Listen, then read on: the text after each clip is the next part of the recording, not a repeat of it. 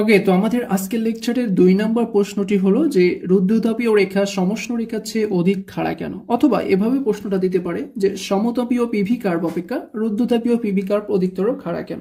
তো এই প্রশ্নটা আসলে যেভাবে আসুক না কেন, দেখো আমরা প্রথমে একটা পিভি লেখচিত্র অঙ্কন করে নিব। এখানে স্পষ্ট তো দেখতে পাচ্ছ আমরা একটা লেখচিত্র নিয়েছি যেখানে ওয়াই অক্ষ বরাবর আমরা চাপকে রেখেছি এবং এক্স অক্ষ বরাবর আয়তনকে রেখেছি। এটা হলো এক্স অক্ষ। তো এক্স অক্ষ বরাবর আমরা প্রাথমিক আয়তন ভি1, শেষ আয়তন ভি2 লিখেছি। এখানে আমরা ওয়াই অক্ষ বরাবর প্রাথমিক চাপ পি1, শেষ চাপ পি2 লিখলাম। এখন এখান থেকে আমরা দুইটা রেখা এঁকেছি, একটা হলো রুদ্ধতাপীয় রেখা, একটা হলো সমতাপীয় রেখা। যেহেতু আমাদের প্রশ্নে বলছে যে রুদ্ধতাপীয় রেখা এর খাড়া হবে বেশি পরিমাণ, তাই আমরা রুদ্ধতাপীয় রেখাটাকে একটু বেশি খাড়া রেখেছি, সমতাপীয় রেখাটাকে একটু কম রেখেছি। ক্লিয়ার? তো এরূপ আমাদের একটা চিত্র কিন্তু প্রথমে এঁকে নিতে হবে। এখন দেখো এই পিভি লেখচিত্রের যে কোনো বিন্দুতে একটা স্পর্শক, এরকম একটা স্পর্শক অঙ্কন করলে আমরা কি করব? স্পর্শক অঙ্কনের মাধ্যমে আমরা এখান থেকে একটা ঢাল বা নতি পাবো, ঢাল বা নতি পাবো। ঠিক আছে? তাহলে এই স্পর্শক এই ওয়াই অক্ষের সাথে, অর্থাৎ ওয়াই অক্ষ তো এটা, তাই না? তো স্পর্শক এই ওয়াই অক্ষের সাথে যে কোণ উৎপন্ন করবে তার ট্যানজেন্ট বা ডিপি বাই ডিবি হবে ওই ঢালের মান। ঠিক আছে? আর যে রেখার ঢালের মান যত বেশি হবে ওই রেখা তত বেশি খাড়া হবে। তো বিষয়টা আমি তোমাদের একটু এক্সপ্লেন করি। দেখো, তো লেখচিত্রটা ছিল এরকম।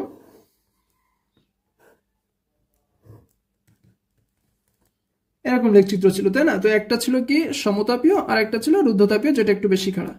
আচ্ছা, তো আমাদের কথা যেটা বলছে যে এখানে এই রেখচিত্রে অঙ্কিত একটা স্পর্শক থাকবে, এরকম একটা অঙ্কিত একটা স্পর্শক থাকবে। ঠিক আছে? এই স্পর্শক এই ওয়াই অক্ষের সাথে যে কোণ উৎপন্ন করবে সেই কোণটাই হবে ঢাল বা নতির মান। ঠিক আছে? আর আমরা জানি এই ঢাল বা নতিকে প্রকাশ করে ওয়াই অক্ষ বাই এক্স অক্ষ দিয়ে, অর্থাৎ ওয়াই অক্ষ বরাবর কি আছে বাই এক্স অক্ষ বরাবর কি আছে সেটা দিয়ে। তো আমরা এখানে লিখেছিলাম এক্স অক্ষ বরাবর পি1 পি2, সরি, এক্স অক্ষ বরাবর আমরা লিখেছিলাম ভি1 ভি2, ওয়াই অক্ষ বরাবর লিখেছিলাম পি1 পি2। তাহলে ওয়াই অক্ষ বরাবর এক্স অক্ষ বরাবর কি আছে? ভি আছে না? তাই আমরা এক্স এর জায়গায় লিখব কি ডিভি, মানে এই আয়তনের পরিবর্তন ভি1 থেকে ভি2 তে কতটুকু পরিবর্তন হচ্ছে ধরে নাও অতি সামান্য ডিবি পরিমাণ হচ্ছে, তাই আমরা এখানে এক্স অক্ষের জায়গায় লিখেছি ডিভি। ওয়াই অক্ষ বরাবর আছে চাপ, আর চাপের পরিবর্তন ধরে নাও ডিবি পরিমাণ, তাহলে ওয়াই এর জায়গায় লিখবো ডিপি। অর্থাৎ এই ডিপি বাই ডিবি হচ্ছে এই ঢাল বা নতির মান, আর এটাকে ট্যানজেন্টও বলে। ঠিক আছে? এটাকে ট্যানজেন্টও বলে, মানে ট্যানের মান বলে। কেন বলছে দেখো, আমরা জানি ট্যান ইকুয়াল টু কি? ট্যান ইকুয়াল টু হচ্ছে লম্ব বাই ভূমি। ঠিক আছে? ট্যান ইকুয়াল টু লম্ব বাই ভূমি। তো লম্ব কে? লম্ব ডিপি আর ভূমি ডিভি। ক্লিয়ার? তো তাহলে আমরা এখান থেকে এক কথায় কি বলবো, যে স্পর্শক ওয়াই অক্ষের সাথে যে কোণ উৎপন্ন করবে তার ট্যানজেন্টের মান অর্থাৎ ডিপি বাই ডিবি হবে ওই বিন্দুতে ঢালের মান। আর এই ঢাল বা ডিপি বাই ডিবির মান যত বেশি হবে ওই রেখাটা তত বেশি খাড়া হবে। তাহলে আমাদের দেখতে হবে যে সমতাপীয় রেখা নাকি রুদ্ধতাপীয় রেখা, কার ক্ষেত্রে ঢালের মান বেশি হয়। ঠিক আছে? কার ক্ষেত্রে ঢালের মান বেশি হয়। এই কথাটা কেন বলছে যে যার ঢালের মান বেশি হবে ওই রেখা তত বেশি খাড়া হবে, সেটাও আমি তোমাদের দেখিয়ে দিচ্ছি। খেয়াল করো, আমি একটা ম্যাথমেটিক্যাল চিত্র দিয়ে তোমাদের এটা আলোচনা করছি। এখানে আমরা ঢালের মান নিয়েছি 45 ডিগ্রি, আর এটা সমতাপীয় রেখা। এখানে আমরা এই ঢালের মান নিয়েছি 30 ডিগ্রি। তো ঢালের মান 30 ডিগ্রি নিলে তো তাকে অবশ্যই ভূমির দিকে একটু এগিয়ে আসতে হবে, আর 45 নিলে কি দুইটার মাঝ বরাবর যাবে, তাই না? এখন দেখো এইখানে যে ঢালটা হবে, মনে করি এর কোণের মান হচ্ছে 45 ডিগ্রি, এর কোণের মান হলো 30 ডিগ্রি। এখানে ঢালের মান কি হবে? আমরা জানি ঢাল equal to y by x, মানে d y by x dx. ঠিক আছে? তো এই কোণের মানটা কত? 45 ডিগ্রি। আর ঢালকে কোণ হিসেবে প্রকাশ করা হয়? ট্যানের কোণ হিসেবে, কারণ এই লম্ব বাই ভূমি হিসেবে ট্যানকেই তো আমরা বিবেচনা করতে পারি। আমরা জানি ট্যানের সূত্র লম্ব বাই ভূমি। ঠিক আছে? তো লম্ব হচ্ছে ওয়াই, ভূমি হচ্ছে এক্স, তাই d y by d x, এটাই হবে ঢালের মান। আবার লম্ব বাই ভূমি ইকুয়াল টু আমরা ট্যানও লিখতে পারি, তাহলে ঢালের ক্ষেত্রে এখানে যে কোণ উৎপন্ন হবে তাকে আমরা ট্যানের কোণ হিসেবে লিখবো, মানে ট্যান 45 ডিগ্রি, আর ট্যান 45 ডিগ্রির মান হলো 1। ক্লিয়ার? এখন দেখো সমষ্ণ রেখার ক্ষেত্রে আমরা ঢাল হিসাব করি m2 equal to d y by dx, তার মানে এটা কার মান? ট্যানের মান। কোণ কত? 30 ডিগ্রি, এর মান হলো 0.57। রুদ্ধতাপীয় রেখার ক্ষেত্রে ঢালের মান 1, সমষ্ণ রেখার ক্ষেত্রে ঢালের মান 0.57। এখন দেখো তো কার ঢালের মান বেশি? রুদ্ধতাপীয় রেখার ঢালের মান বেশি না? তো এই রুদ্ধতাপীয় রেখার ঢালের মান বেশি, এখন ঢালের মান তো আমরা দেখলাম বেশি, এখন দেখো তো কোন রেখাটা খাড়া হচ্ছে। এই যে রুদ্ধতাপীয় রেখার ক্ষেত্রে যে এটা আমরা অঙ্কন করেছি, এটা সমষ্ণ রেখার চেয়ে অধিক খাড়া। কেন? কারণ ওই যে তার ঢালের মানও বেশি। এটা তো তোমরা প্রমাণ পেয়ে গেলে যে ঢাল যত বড় হবে সেই রেখা তত বেশি খাড়া হবে, অর্থাৎ ঢালের মান যত বেশি হবে ওই রেখা তত বেশি সোজাসুজি হবে। ঠিক আছে, এখন আমরা আলোচনা করি সমষ্ণ আর রুদ্ধতাপীয় রেখার ক্ষেত্রে আমরা এটা কিভাবে এক্সপ্লেন করব। দেখো, আমরা সমষ্ণ রেখার ক্ষেত্রে পড়েছি সমষ্ণ বা সমতাপীয় পরিবর্তনের ক্ষেত্রে যে সূত্র সেটা হলো পিভি ইকুয়াল টু ধ্রুবক, আর রুদ্ধতাপীয় রেখার ক্ষেত্রে সূত্রটা পিভি গামা ইকুয়াল টু ধ্রুবক। এই দুইটা সূত্রের সাথে আশা করি তোমরা সবাই পরিচিত আছো, যে সমতাপীয় রেখার ক্ষেত্রে লেখা যায় পিভি ইকুয়াল টু ধ্রুবক, আর রুদ্ধতাপীয় রেখার ক্ষেত্রে পিভি ইকুয়াল টু ধ্রুবক হয় না, পিভির মাথায় একটা পাওয়ার হিসেবে গামা থাকে, সেইটা ইকুয়াল টু ধ্রুবক। দুইটা পরিবর্তনে দুই রকম সূত্র আছে, এটা দুটো তোমরা জানো এবং জেনেও রাখবা। ওকে, এখন যদি আমরা এই রাশিটাকে উভয় পক্ষে ব্যবকলন করি, ডিফারেন্সিয়েট করি, তো আমরা জানি ধ্রুবককে ডিফারেন্সিয়েট করলে কি হয়? জিরো হয়। ধ্রুবককে ডিফারেন্সিয়েট করলে জিরো হয়। আর পিভি কে আমরা যখন ডিফারেন্সিয়েট করবো, এখানে আমরা একটা ইউভির ফর্মুলা আনবো। সূত্রটা তোমরা মনে রাখবা যে ইউভি কে ব্যবকলন করলে হয় একবার ইউ কে রেখে ভি কে ব্যবকলন প্লাস একবার ভি কে রেখে ইউ কে ব্যবকলন। ঠিক আছে, এটা কিন্তু ইউভির ফর্মুলা।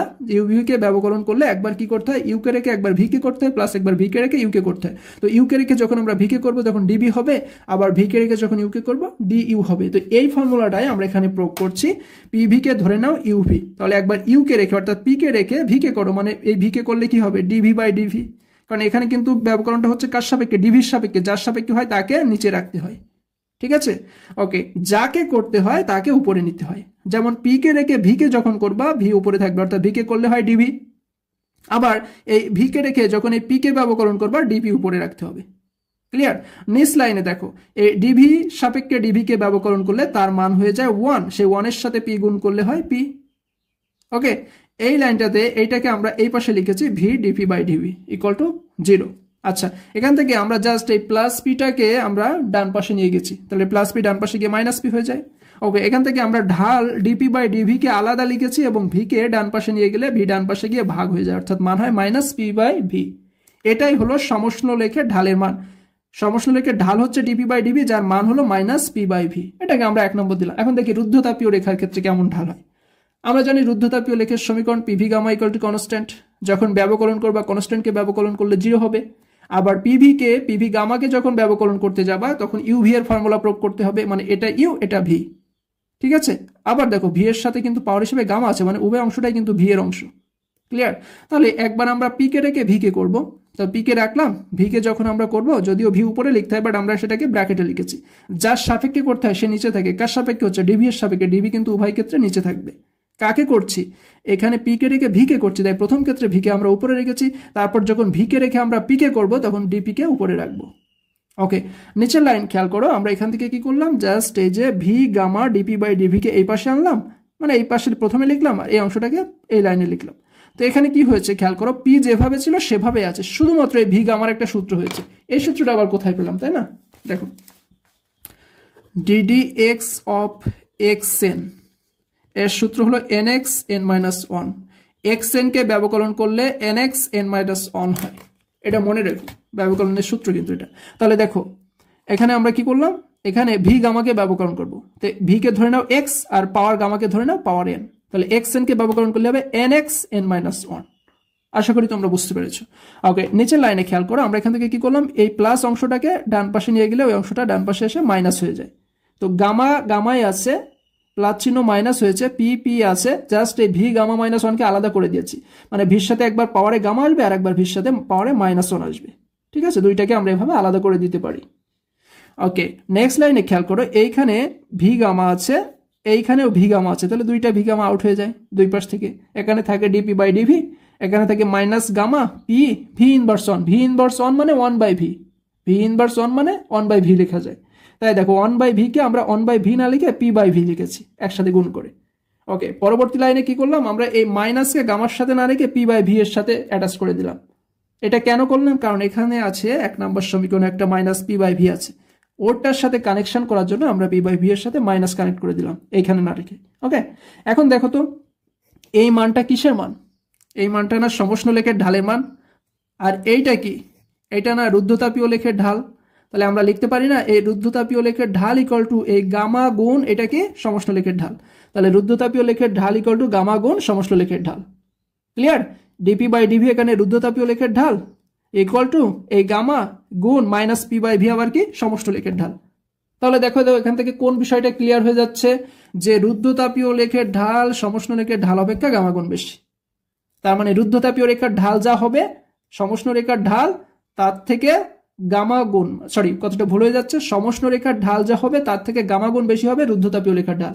সমষ্ণ রেখার ঢালের সাথে গামা গুণ করলেই আমরা রুদ্ধতাপীয় রেখার ঢাল পাবো। তাহলে অবশ্যই রুদ্ধতাপীয় রেখার ঢাল বেশি, এবং সেটা কতটুকু বেশি, সমষ্ণ রেখার চেয়ে গামা গুণ বেশি। আর আমরা জানি যার ঢাল বেশি হয় সেই রেখা তত বেশি বা অধিকতর খাড়া হয়। তাই আমরা স্পষ্ট বলতে পারি সমতাপীয় রেখা অপেক্ষা রুদ্ধতাপীয় রেখা অধিকতর খাড়া, কারণ রুদ্ধতাপীয় রেখার ঢালের মান সমষ্ণ রেখার ঢালের চেয়ে বেশি। তাহলে আশা করি এই প্রমাণটা হয়ে গেছে, প্রমাণ নিয়ে তোমাদের আর কোনো সমস্যা থাকবে না। ওকে, তো এই ছিল আমাদের রুদ্ধতাপীয় রেখা সম্পর্কিত যতগুলো বিস্তারিত ব্যাখ্যা। তো আজ এ পর্যন্তই, কথা হচ্ছে পরবর্তী লেকচারে। ধন্যবাদ।